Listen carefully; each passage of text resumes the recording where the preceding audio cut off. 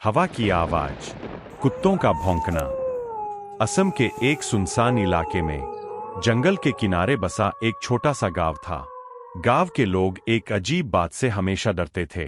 रात के बाद कोई गोश्त नहीं पकाता, क्योंकि जो भी रात में गोश्त बनाता था वो गोश्त खुद चलकर वापस आ जाता था।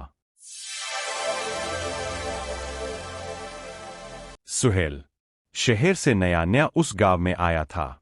उसे इन अंधविश्वासों पर हंसी आती थी। एक दिन उसने गांव वालों से कहा, ये सब बकवास है, गोश्त खुद चलकर कैसे आएगा।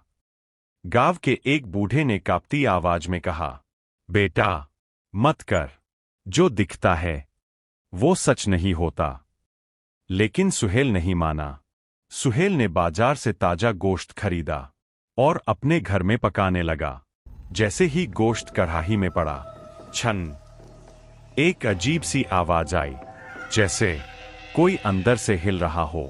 सुहेल रुका, फिर हंसते हुए बोला, मेरी ही सोच है। लेकिन अचानक कढ़ाई अपने आप हिलने लगी।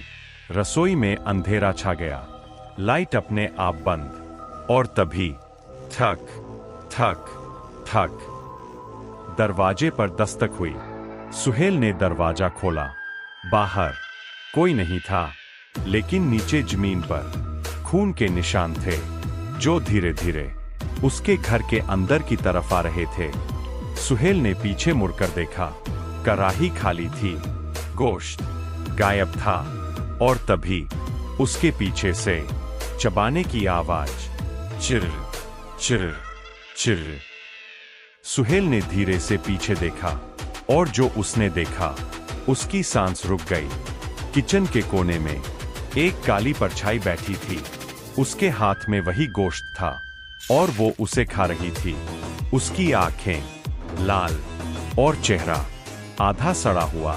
वो परछाई धीरे धीरे बोली, सुहेल, तूने मेरा गोश्त क्यों लिया? सुहेल डर के मारे जम गया।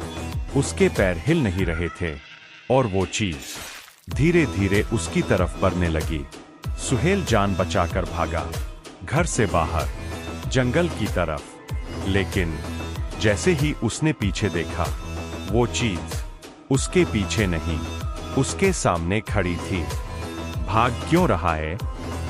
तुझे भी गोश्त बनना है।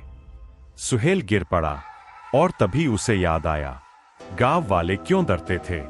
क्योंकि वो गोश्त किसी जानवर का नहीं था, वो किसी इंसान का था।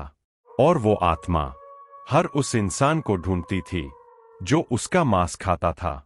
सुहेल घर लौट आया, लेकिन अब वो अकेला नहीं था। रात के 3 बजे उसने महसूस किया, कोई उसके बिस्तर के नीचे है। धीरे धीरे उसने नीचे झांका और वही चेहरा उल्टा लटका हुआ उसकी आंखों में घूर रहा था। अगली सुबह गांव वाले उसके घर पहुंचे। दरवाजा खुला था। घर में हर जगह खून था, लेकिन सुहेल नहीं मिला। सिर्फ किचन में एक कढ़ाई रखी थी, जिसमें ताजा गोश्त पक रहा था, और उस पर एक आवाज गूंज रही थी, आज नया मेहमान है। अगर रात में कभी गोश्त पकाओ तो ध्यान रखना, कहीं वो तुम्हें ही खाने ना जाए।